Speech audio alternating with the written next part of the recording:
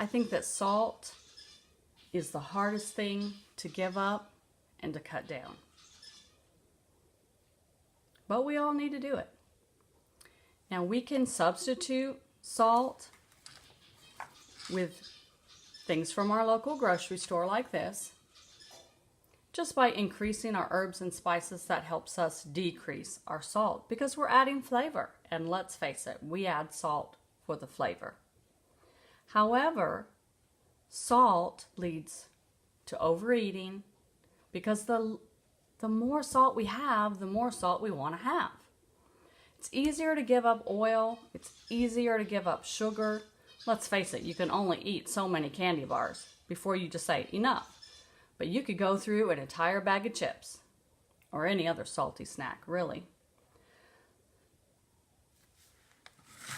Now, if you just need to cut down on sodium, or if you have a family that still wants to salt their food,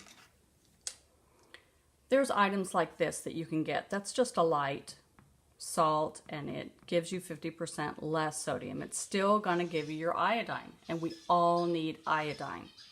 Iodine is the one thing that we cannot do without. The best way to get iodine is with sea vegetables. Be sure that you're getting something that is certified organic and that you see that on the label. I found these on Amazon. You can also get them at Vitacost.com. That's a really good place to get them. They do add a slight fishy flavor, so really just a little pinch is all you need. Or if you're making something that you want to taste like fish, like you're making a substitute for tuna, then this would be what you add to get that fishy flavor. This gives you your iodine. Now if you look on the back, I don't know how well you can see that. That's 330% of iodine for the day. Another good way to get a salty flavor is with celery. Now this big bunch of celery leaves, which of course had some tiny little stalks with them, I actually bought a bunch of organic celery at the grocery, and I snipped off what I needed, and the end, which of course was the base of the stalk, I just cut off and I put it in a little bowl of water and let it grow roots. And then I stuck this out in my garden, and this is what I get. Small little stalks, lots of leaves. And that's okay because these leaves are still nutritious and they still have a lot of flavor. And there's your sodium right there. Now our plant-based diets will give us all the sodium we need, but celery is a way to get that salty flavor.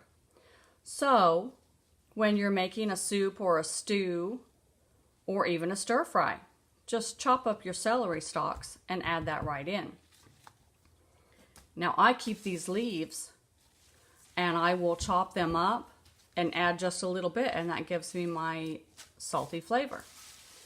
Or, I know I'm not going to go through all of these before they wilt and are no good, so what I do is I dehydrate them. I just snip off my leaves, put them in the oven at its lowest setting, which for me, of course, is 200, for about an hour. And then I get these crispy, crunchy leaves. And I just put this in a flake form. Put that into a little shaker from one of my old spices. And then I just shake it right on the food. And that gives me my salty flavor. I do that with spinach as well. When it's about to wilt, stick it in the oven on one of these mats, let it dehydrate, shake it on the food. The family's getting spinach without knowing that they're getting spinach. Shh, let's not tell them.